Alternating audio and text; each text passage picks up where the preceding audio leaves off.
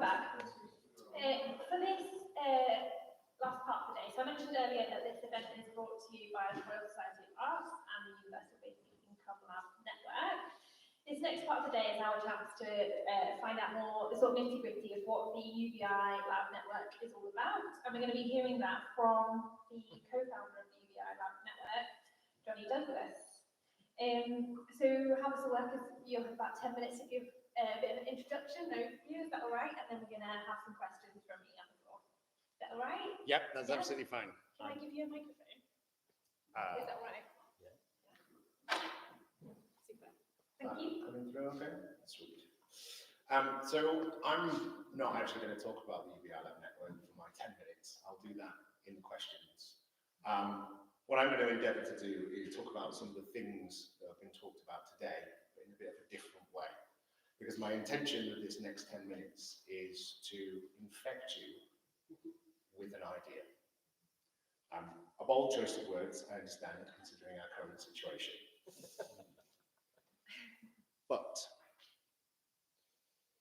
the idea I want to infect you with is not necessarily what you might guess it to be. So there's been a lot of ideas today that have been suggested that I think are really important. And you've heard lots of bits of facts, of information and data and all sorts of things that you'll be able to look away and scan QR codes and find out more about so you can present it as evidence. The evidence only needs to be there to back it up, because if we have enough of the right idea and enough of the right focus, then we can achieve the things that we want to achieve. So I want to take you on a little bit of a journey through some things that lead us to this idea. And one of the things that I think that we've all realized for a while now, and it takes time to realize these things, but I think that realization has been accelerated significantly by the pandemic. And it's a journey about myths, and the myths that we tell ourselves, even when we don't consciously think that we're thinking those things or telling ourselves those things. And they're everywhere. They're all around us, even now in this very room. They're there when you put your screens on, when you sit down in front of Netflix. They're there when you go to work, whether you do that remotely or in person. They're there when you pay your taxes. They are absolutely a part of everything that we do. And they're the myths that we're pulling over our own eyes to blind ourselves from the truths. And that's a bit of a problem. Because we believe all sorts of myths like laziness and apathy, as have been talked about today. We don't think them intentionally, but we catch ourselves sometimes projecting them onto people because they exist all around us. And if we're true to ourselves, we do kind of do that. We don't tend to do it, but it's an unconscious thought that has been taught and built into us. It's like the classic initial response to the idea that you give people a chance in life by giving them some sort of stable economic base from which they could build. And we say, well, they'll sit on their arse at home and they'll do nothing, and they'll buy cigarettes and alcohol and other things. So that's not what loads of people do. We all have our vices. But if you actually ask someone whether they do that, their response is, oh, no, not me, other people. And that's the unintentional, unconscious projection of something you've not consciously chose to hold as a belief.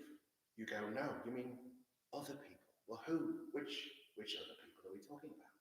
Are we talking about the mythical people that exist on the pages of the Daily Mail? Are we talking about those people? Or are we talking about real people? Because if you ask people, well, who do you mean? They don't really have an answer. Because it's not the people they know, it's other people. And it's not the people that they know, it's other people. Which quickly gets you down to the realization that it's just a myth. That's the truth. There is no laziness. The idea that people derive only a paycheck from the work that they do is ludicrous. And quite a cynical way of looking at the world that any politician that opened their mouths to any effect of that should be absolutely ashamed of. And we've tested it and we've proved it. Baron von Sunak did a very, very useful test that bankrupted the myth about 2 years ago now, with 9 million people in this country. They were given money to stabilise their economic position? Did they sit at home on the sofa? Yeah, for a few days, maybe a week tops. And then they started going stir crazy because they didn't have anything to do. It was one of the fortuitous things that, although we wouldn't have wished the circumstances, benefit the UBI Lab Network no end.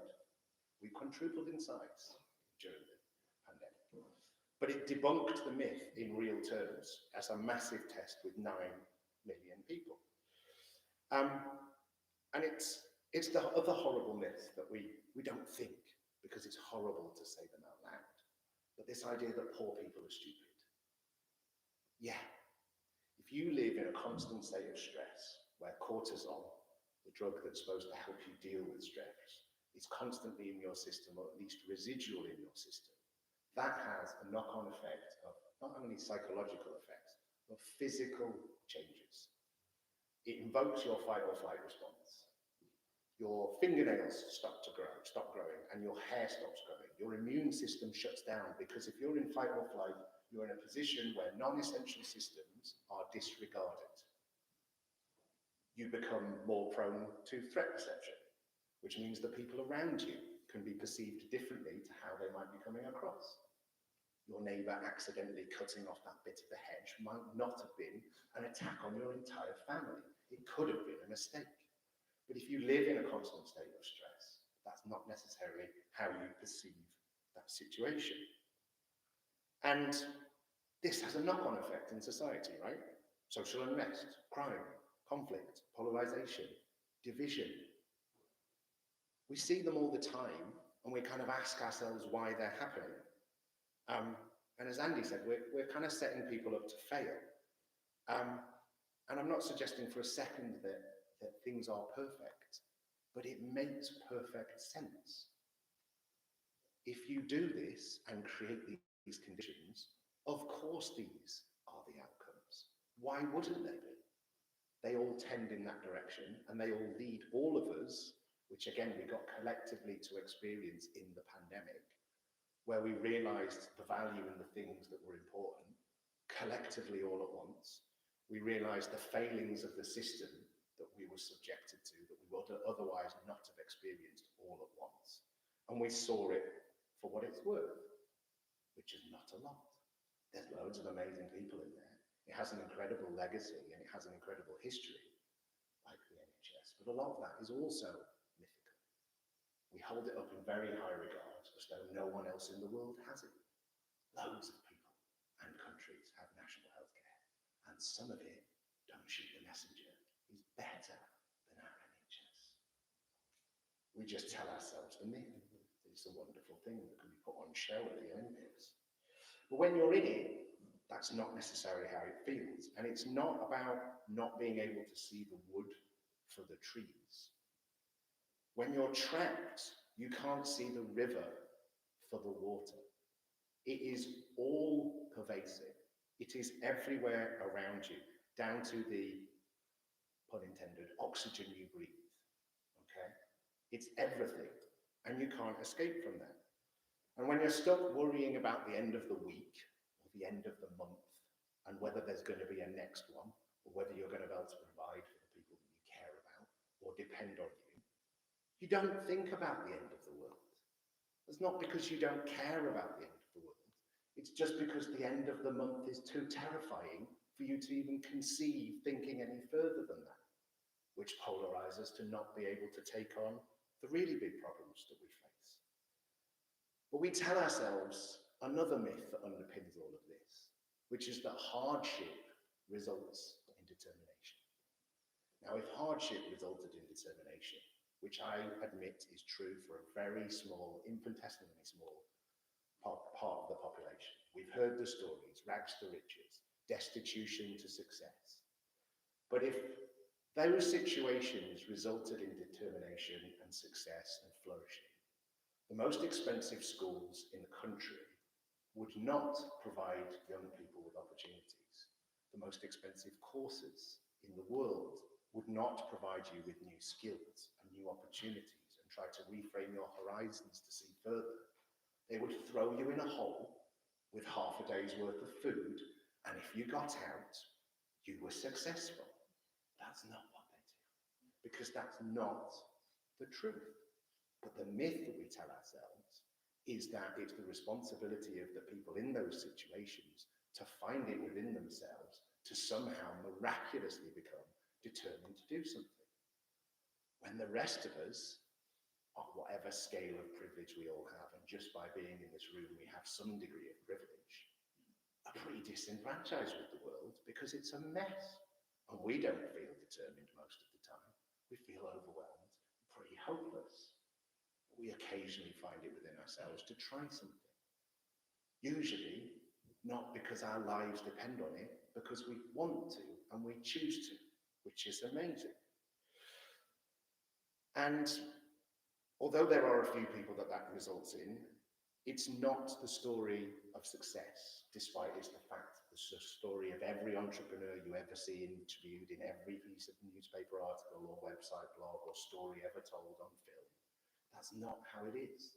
And that means that we're missing out on an incredible opportunity for the whole world, or the country we live in, or the nation or region we live in, or your locality or community, for people to be enterprising and entrepreneurial, and not just in a capitalist sense, in having the space to think about things outside the things that are just affecting them, that they might want to have an effect on, because they have enough economic security to think that far ahead, or plan that far ahead.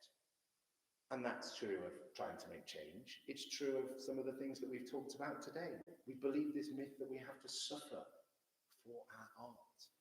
You know, all that wonderful stuff that gets dismissed of having no value, that you spent 18 months solid binging on in some form or another, and would have literally lost the plot and thrown yourself off something very tall if you could get out of the house to do so.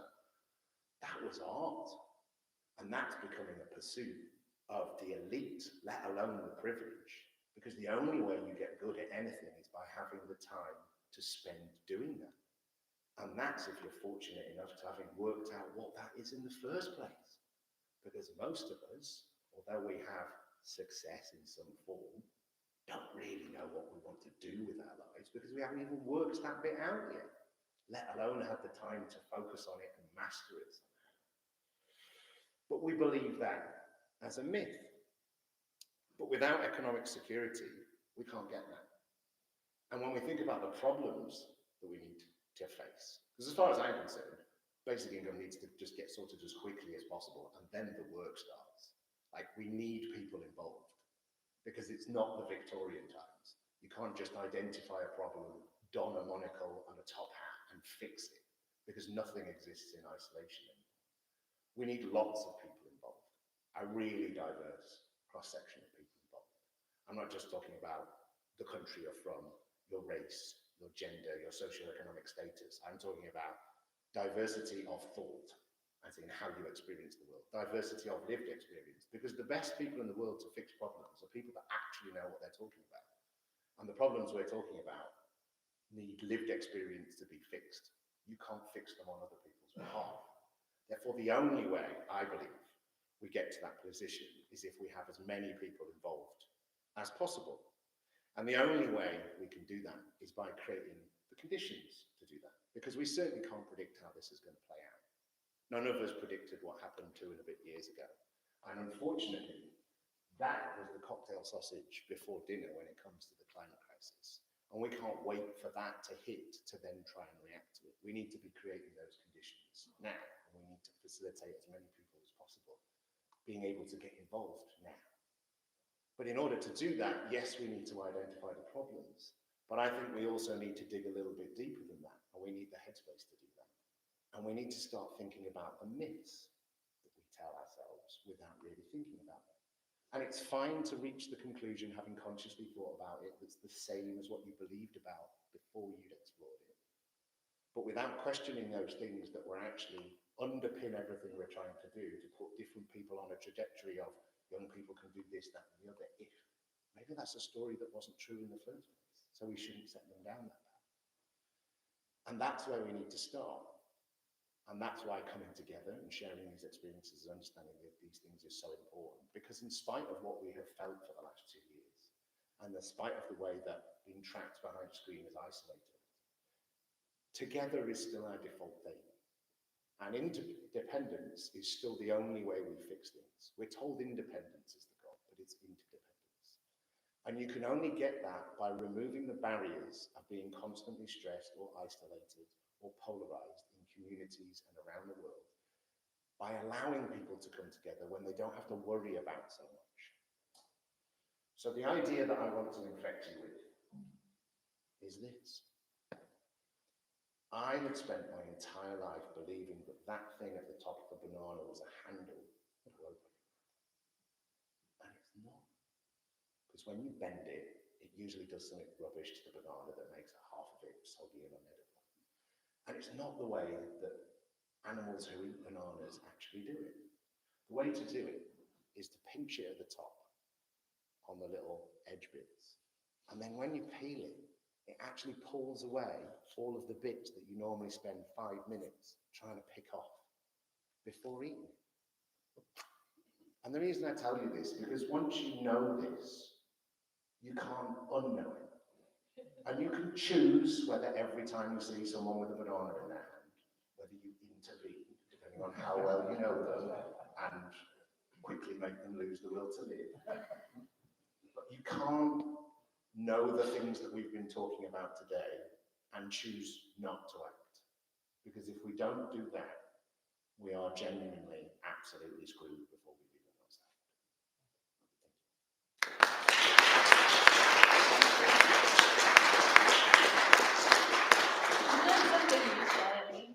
And I also think the cocktail sausage before dinner might be one of your favourite phrases. I've borrowed it from someone else, I can't blame it. Thank you very much for that. We're going to have a few questions. There was one from earlier that I'm going to throw into the mix as well, that I thought was better suited to this conversation. But just to invite questions, has anybody got a question for Jonny? Yeah, please, Ben. I'm fully convinced of the position that the world would be a better place if everybody had a firm base from which to build their lives, which is basically what we're talking about, isn't it? I noticed that the previous session was from academia to the personal. What I'm putting to you, we also need to consider the academic to the collective. And to put bones on that, I will ask you how you see the level of the basic income being determined. How is it decided what it is? Cool. Well, this is my opinion, not necessarily that of everyone in the network. But I think one of the things that we need to do is initially stop looking at that as a cost. So one of the things, which again is a myth that we believe, is that there's some sort of benchmark that has already been determined. So the amount that the DWP give out, that we argue whether it should be £20 more or less than, is not based on anything. It's just a number. There's no research to back it up. It's just someone picked a number. So the fact that it's even not rounded up to a whole number bothers me as someone who likes numbers. Like, it's not even a measure of anything. So first of all, we always think of it in relationship to that. Then we think of it as being a cost. And the thing that I'm interested in, which is why I believe experiments are so important, is to determine how much that should be, we need to try out different amounts. Because if you buy a £12 power drill, it will do you 3 holes before it breaks. But if you only need to put up a picture, that's all you need it for. But actually, if you want to continue drilling holes and continue doing stuff, you buy the more expensive one. Now, that may be a silly priced one that's really expensive that's used by a contractor. But it's only by reviewing those 3 that you know the difference between them and whether the amount that they cost has that value or not. And that's what I think we need to determine. We need to determine what we want to invest for what set of impacts and outcomes, and what value there is in investing. Because if you give someone £400 a month, that will give them the means to do one set of things. What is it 600 or 800 or 1,000? I don't know the answer to that, and I don't think anyone does, because you need those amounts over a sustained period of time to give yourself the opportunity to adjust to it and then see what impacts that would have. And depending on the outputs and impacts of those, we can determine the value of making that investment. But I don't think anyone can determine a number based on any of the existing information because we've no idea what people would do. Which is probably not the answer you were looking for. No, it isn't, if I'm allowed to come back on. Yeah, please. Well, just to put the figures on it, just for example, suppose it was set at £5,000 a year. Mm-hmm. 5,000 a year to somebody who is on the breadline is a massive improvement in their basic position. Potentially. To somebody who is on 100,000 or 50,000 a year now, it's peanuts. Sure. So if we're talking about a basic income, is it the same amount for everybody? Or are you going to try and finesse that? Where you live in an unequal society at the moment, how do we get to one where the basic income would be fair for everybody? Well, you use a very important word there, which is fairness. And I think, again, one of the pushbacks that comes against basic income is that idea that, well, if everybody gets it, it's being wasted. Well, fairness has also resulted in us having a fair tax system. So actually, the person on £100,000 a year, it would go into their bank account and back out again, plus some more money going back in, because actually they would be a net contributor to the system. It's just that if they lost their money overnight and they got to the end of the month, that money would be there for them. And the analogy I take for that is, if you crash a Fiat or a Ferrari on the motorway, the fire service still come up to cut you out. It's not just because you've got a more expensive car, you don't need it. And it's the same as our universal basic healthcare system. It's the same as our universal basic education system. We give people at least a base level shot. So what that amount is, again, I can't answer you that question, and I don't believe anybody can. Because £5,000, regardless of your position, might be a significant amount in relation to what you currently, it's a significant amount in relationship to what you actually need to get yourself out of that position of destitution, out of that position of stress and worry, and actually start contributing. No, but I can understand what you say. That at some point, it's very decided Absolutely. what the basic Sure. income is. And I'm happy to tell you that number once someone's done a test with some different amounts, and I've seen the effect of it. I'm not an economist, but I'll still give you an opinion about why I think it should hurt you. But actually, Yeah. about £10,000 a year. Sure. Because we know that stops people being super stressed and bored. So basically, to be a dissenter to both of you, like the figure, there are real figures that are in the real world now. You can look at what it takes for pensioners to be healthy and well. It's not so much looking to the future. You can look at what's happened. You can look at evidence. That figure that Matthew gave earlier corresponds to data that's been around for several decades, that actually people's level of happiness doesn't improve, apart from in America, once you get about $10,000 a year.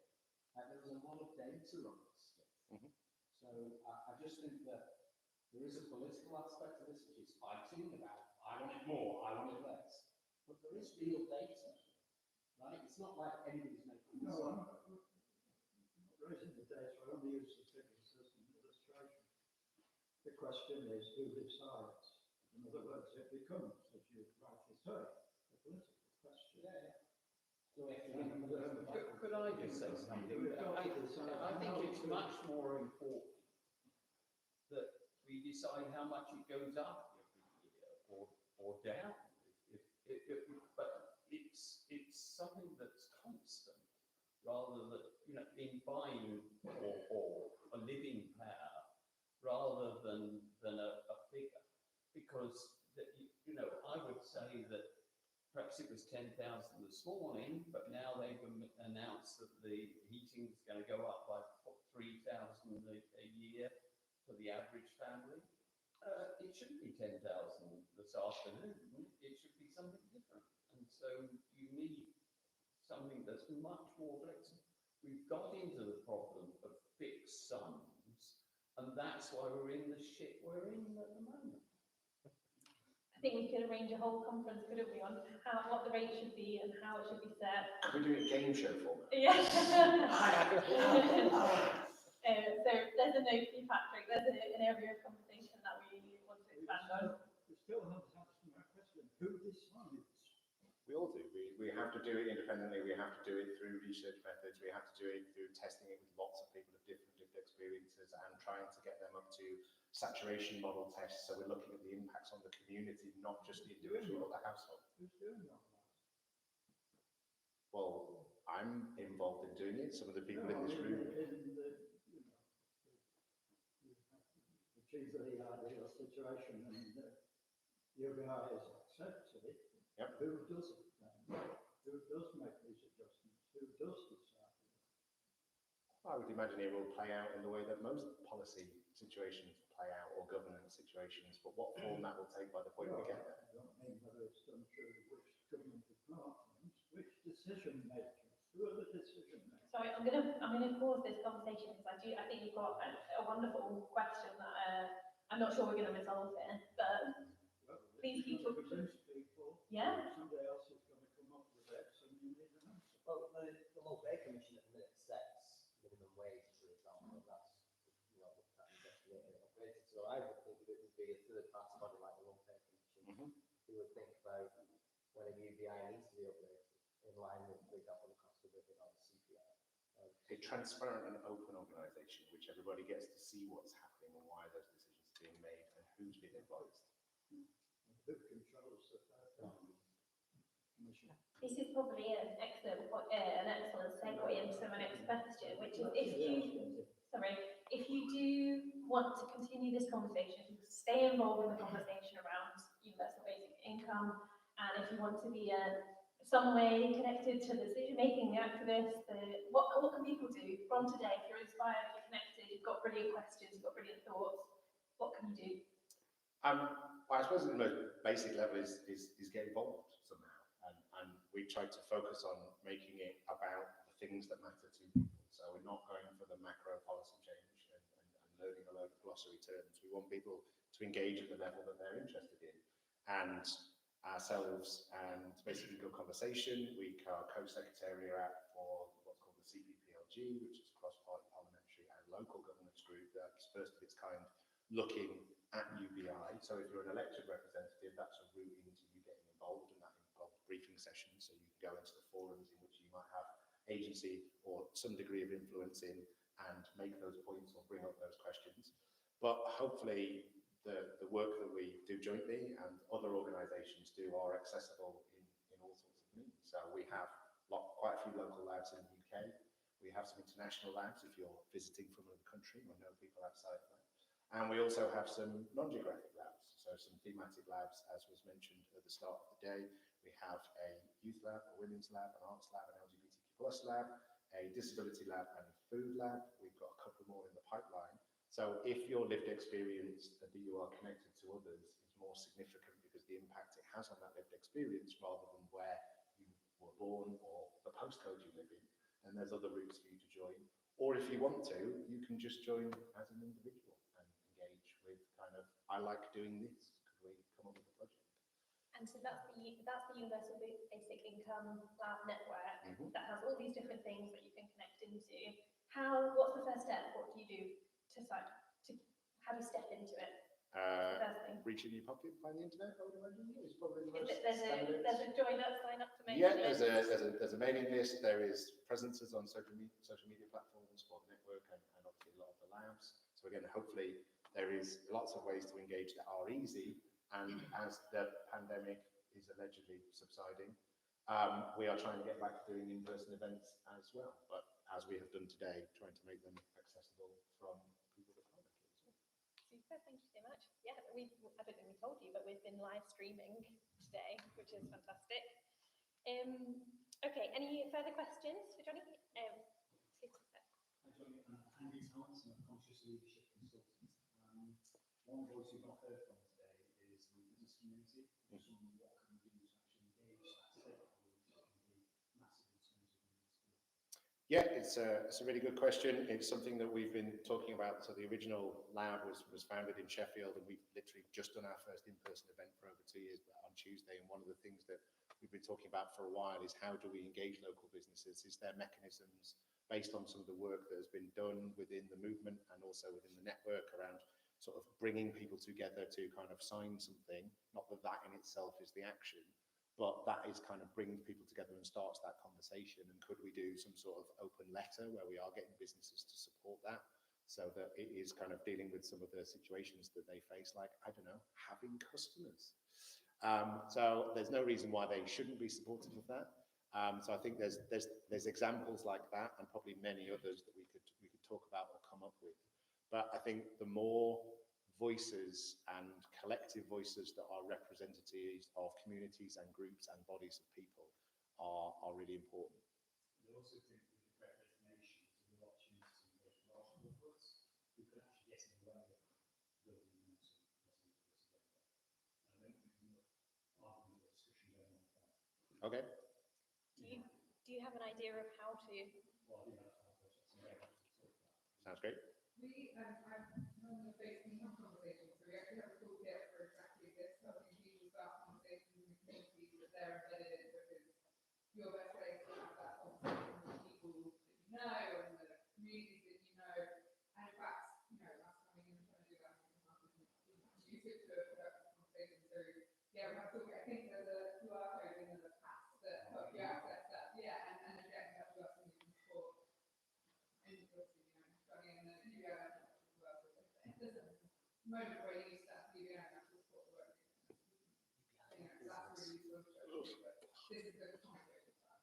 And those conversations are super crucial. Perfect. So if you didn't hear that and you want to do a conversation, you want to have a conversation that connects in with your networks and your collaborators, basic income conversation in your packs, there's a QR code that can lead you to a toolkit. Wonderful, thank you. Do you have any last comments before we wrap up? No, not really. I think a lot of what ideas behind this stuff and showing how kind of collectively and cross-party and beyond the boundaries and the polarization and the ideologies this is becoming, because it is such a necessity, is so important. But it's not necessarily going to be done by the people that currently hold the path. And as of the famous Margaret Mead quote that we're always a big fan of at Opus, is that never underestimate a small group of people being able to change the world. Indeed, is the only thing that ever has. Beautiful, thank you very much.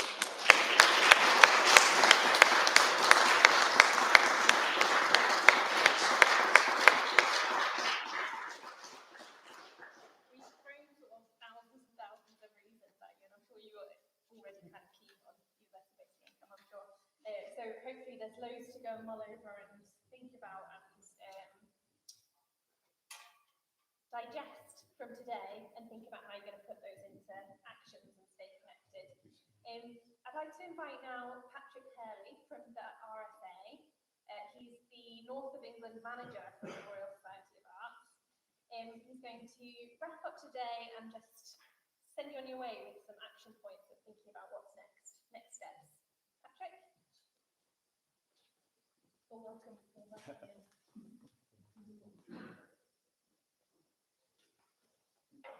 Thanks, just gone on.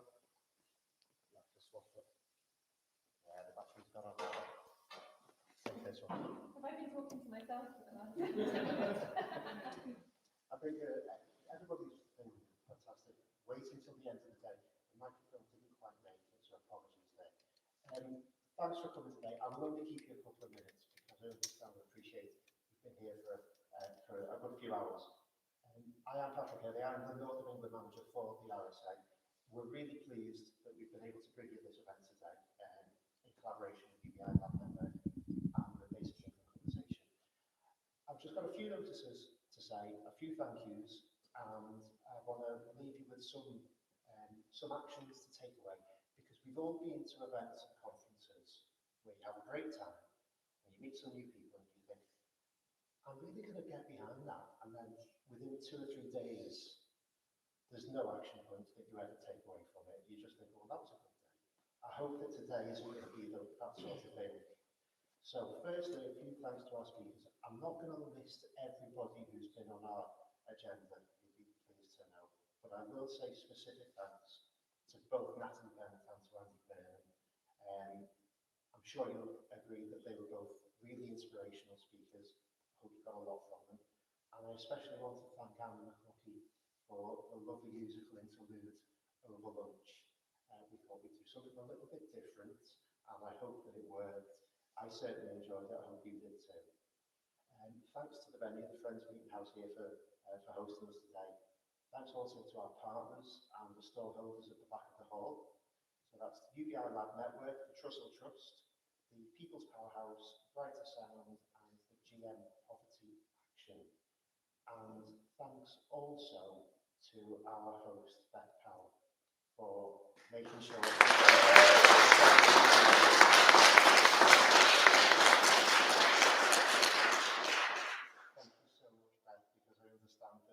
things at the last minute crop up and you have to fail, and then you did it perfectly.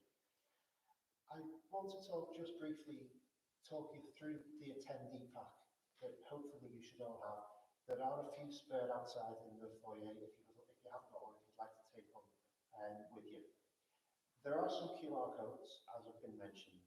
The first one I'll point you to is this, which is report, Anthony Rafferty's report, feasibility study on the case for the Greater Manchester pilot. If you scan the code on that sheet, it will take you to a copy of his report. Please do take a look and see if you agree with his findings that there's a case to be made for a Greater Manchester pilot. Also, this leaflet will take you to the report that the RSA has been involved in working on, that's been co-authored by Matthew Johnson, one of our speakers earlier. You will notice as well that there are some top trumps cards in the packs. These have been kindly provided by Toby, who's one of our speakers on the panel this afternoon. And they go into detail about some of the trials and the pilots that have already taken place across the world. So you'll see in the packs that we've got examples from Canada, from the US, from Finland, and there is one which is still to be completed, which is the Wales Curlevers pilot, which is currently being undertaken just a few miles from here. We've also included a couple more resources, which I'll point out here. First off is this one from the UBI Lab Network, kindly designed by Jonny and sent across to me on Monday for printing, which we managed to get done. The resources in this, this QR code point to, include things like templated letters to local politicians, to MPs, to people who are in positions of authority and positions of decision-making capacity. They include things like templated council motions. If you are a local authority politician yourself or a candidate for office, see whether or not somebody in your local area can put a motion of this sort forward to their town hall in support of universal basic income. You may have seen from my accent that I'm from Liverpool, and back in 2018, Liverpool City Council was, I think it was the first council in the country that passed a motion in support of UBI. There's been many since, so if you are able, please do lobby your local councillors and politicians for that. The other resources, basic income conversation, which Claire over there mentioned earlier. If you scan that code, that will take you to the resource page from basic income conversation, and that will allow you then to be much more informed when you're having those conversations with people about UBI. On a more personal level, if you'd like to know more or get involved and you're not quite sure how to, if Jonny's invitation to look on the internet isn't quite enough for you, in your packs is also my business card with my phone number on there. Feel free anytime, just give me a call, and if it's not me that can answer your question, I will know the person who can, and I will signpost you off to the right person. So please don't feel that you shouldn't bother me.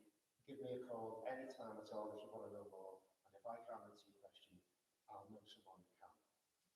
And with that, I'd just like to thank you all again for coming. You've been a great audience. You've been fantastic. It's been a fairly long day, I appreciate, and thanks very much for sticking to the end.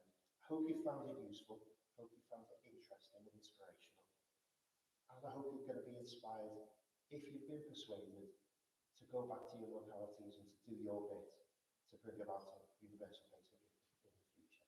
So thanks again, and with that, I'll pass back to Beth to finish up for the day.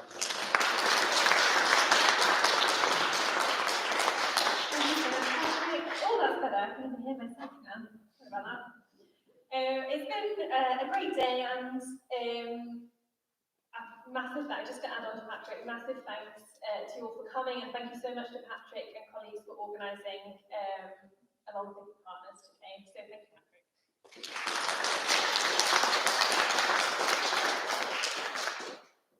That's it, really. Please. Everyone's probably going to need a drink now. Please take care, enjoy your journeys home. Thank you so much for coming. Stay involved, stay connected, and I'm sure see you at future Universal Basic Income events. Thank you very much.